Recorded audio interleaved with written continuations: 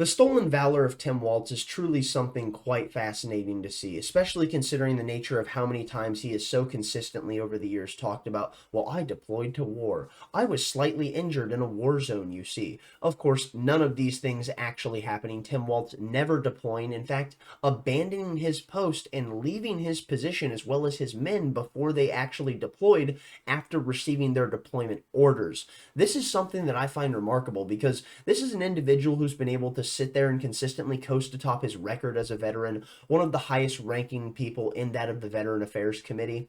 And then what do we see? It turns out the stories that he's told for so long about his history in the military, well, they were lies, because so many of those which he served under or with have now come forward in interviews talking about how he abandoned them and his post. Genuinely interesting, and it makes you wonder, this man who would lie about his own service, would he lie about the service in which he was going to conscript your family to go fight and die in a war abroad in? Perhaps, I don't know, but one thing I do know is this is simply another example of why we can't trust Tim Walz. Starting with ABC News, here we see in Tim Walz, Harris tries to check all the boxes in a running mate.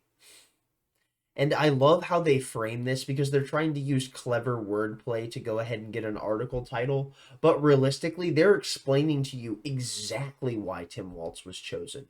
So I don't know if you're familiar, but the entirety of the progressive ethos for roughly the past decade within American politics, well, it's been consistently pushing the ideal of what? That we can't allow another old white man to climb through the halls of power. I don't know if you can see Tim Walz on your screen right now, but he is very clearly a, what's those set of words? Ah, yes, an old white man. So very clearly, this is nothing more than a talking point in the end. Don't get me wrong, progressives very well believe this, but as we see, it doesn't actually matter because all they need are moral cudgels to beat you down with, as they have so consistently done, claiming they care so much about minorities, that they want minorities in positions of power. Meanwhile, it's actually quite literally, as stated previously, a moral cudgel to beat you into the dirt with, as they claim they are more benevolent and superior than you solely for the fact that their actions are bolstered by their conscience. That is what you have to address. And Tim Walz, well, he does check a few boxes. Of course, many of those actually end up capsizing his running in this when you consider the nature of what is revealed in relation to those things that the Kamala Harris campaign was highlighting as noble and valiant instances of Tim Walz's service to the country, whether it be in his time in the military or in the halls of government. Amazing, if I'm going to be completely honest.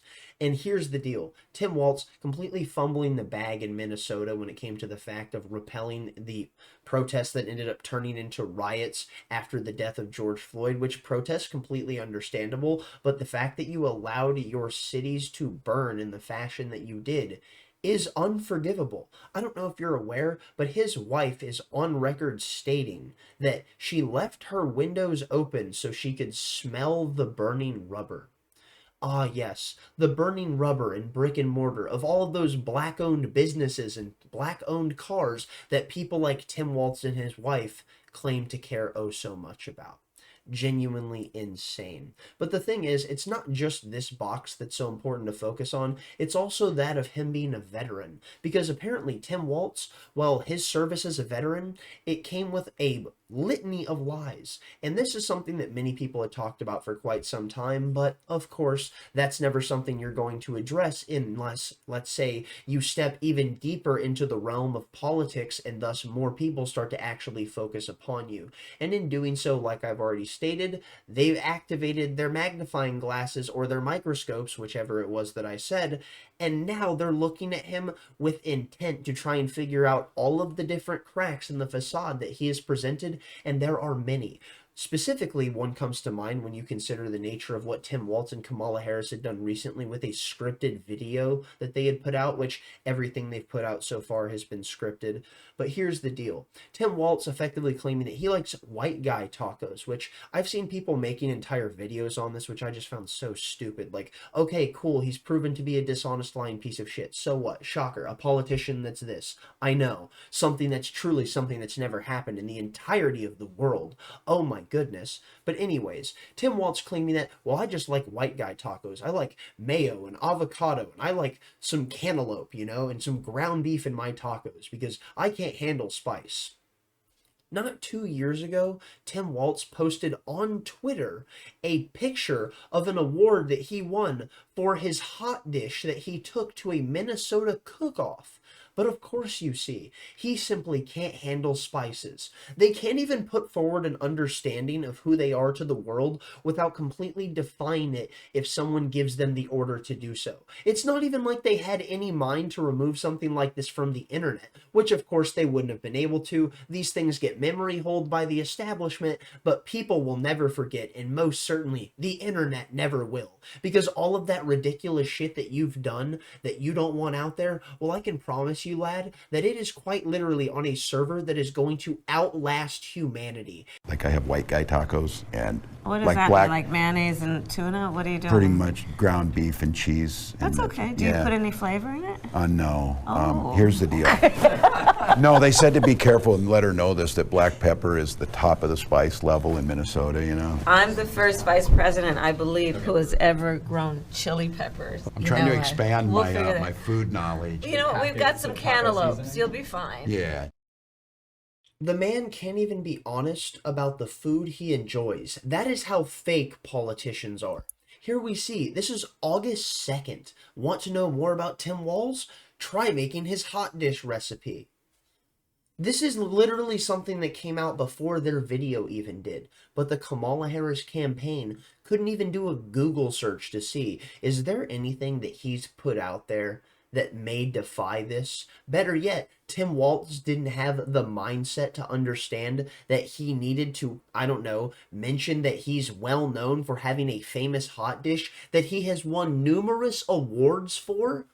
What world are we living in? I'm kidding, of course. We're living in reality. You don't need to ask that question. It's just the fact is that the world you live in, it happens to be clown world, so you should take the clown pill. That way all of this doesn't drive you insane, and you can just laugh at the machinations of absurdity like I do. Jumping on now, here we see Tim Walz, who spent decades as an enlisted soldier, brings years of work on vets issues to a dim ticket. Okay, so this, another box checked, as we see. Well, Tim Walz is a veteran, you understand. You have to realize how valuable that is to our ticket. Of course, Democrats not actually realistically caring about veterans in many ways, same way that the Republicans don't, because they'll gladly send them to go fight and die in war. And if these people within the halls of power, well, they claim to care so much about these people in service, well, if they care about the veterans, then by all means, they would stop advocating for policies that make more of them. Just something to consider. And Tim Walz being called out consistently for the fact of, well, his lies surrounding his service, and if you're wondering what that is, well, here we go. Walz misspoke in saying he served in war, Harris campaign says. Misspoke. Okay, no, let me explain how this works. Tim Walz said he deployed to a war zone with weapons of war in hand. That's not misspeaking, that's outright lying. If he was to sit there and say, I served 25 years in the military and it was 24, that's misspeaking, and there's nothing wrong with that. Okay, fine, so be it, big deal. But he lied openly numerous times on repeat about serving in war.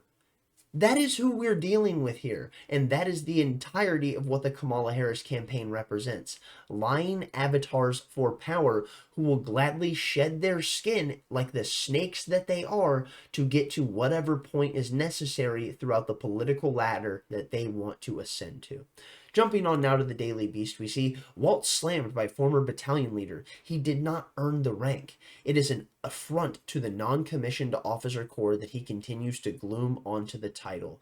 And the thing that's so wild to me is how numerous people that actually served with Tim Walz have come forward and criticized him for this. And then what the media did in reaction was attack J.D. Vance for making comments on this. It was truly revealing considering the fact that the contempt that they very clearly hold for someone like J.D. Vance, despite the fact that he's a veteran and he claims to care so much about the country and these veterans. Meanwhile, Tim Walz claims to care so much about this exact same thing, but in the end, he's lying so consistently about who he was and who he's presented himself as. Meanwhile, J.D. Vance hasn't specifically been caught doing so yet. And what we can understand is the corporate press, well, they don't attack any of that. They don't touch on the fact that J.D. Vance at least has been telling the truth and what it seems how he's presenting himself to the world. No. They're just going to sit there and claim that J.D. Vance is disrespectful for denigrating another veteran's service. But the thing is, he's not denigrating him for being a veteran who had served. What he was doing was denigrating him for being an individual who had done what? Ah, yes, lie about his service and abandon those he was supposed to be serving with. Now let's go ahead and throw it into this interview with his battalion leader who is criticizing him and doing so in an interesting fashion. Is your concern that it's, oh, go ahead, but I do want to ask this question quickly, Sergeant Major, and I appreciate your time.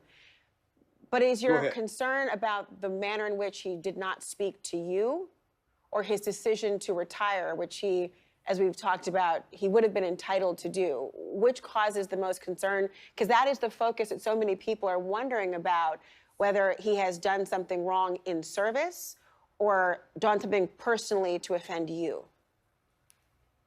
He did something wrong in service. As I stated before, he knew the policies and procedures and how we go to leadership and address issues or discuss issues and concerns out there. Again, backing up, he had told me, no, I'm going forward. We're going to go with the battalion and go from there. So I'm under the believing, he told me he was going forward. I'm underneath that believing that he's going forward. He went around me, which he should have addressed it with me so we could help do some things out there. Sergeant Major, this was really, excuse me, I don't want to cut you off, sir. Finish your point, please, Sergeant Major. He went around me, and the fact is that there's possibility he probably would have realized I would have probably no, it's too late, you're going forward, because we had already received our notification of sourcing. And there's one other little point out there that people say, well, he hadn't been notified yet. Yes, he had been notified. Now, there's another step out there. There's what's called stop loss. 90 days prior to the actual deployment, we received our orders. And at that time is what's called stop loss, where if you're in a position, you're going forward irregardless, unless there's some really major or process that gets you out from not going on the deployment itself. So there's that window of opportunity. And if people say we never knew he was going forward, yeah, he knew he was going forward. Had he gotten his orders yet? No, at that time he had not. As far as being a command sergeant major, he, as soon as he retired, or I'm going to go with the term retired, which he did, and he was eligible after 20 years to get a full retirement. He was taken out of the academy at that time.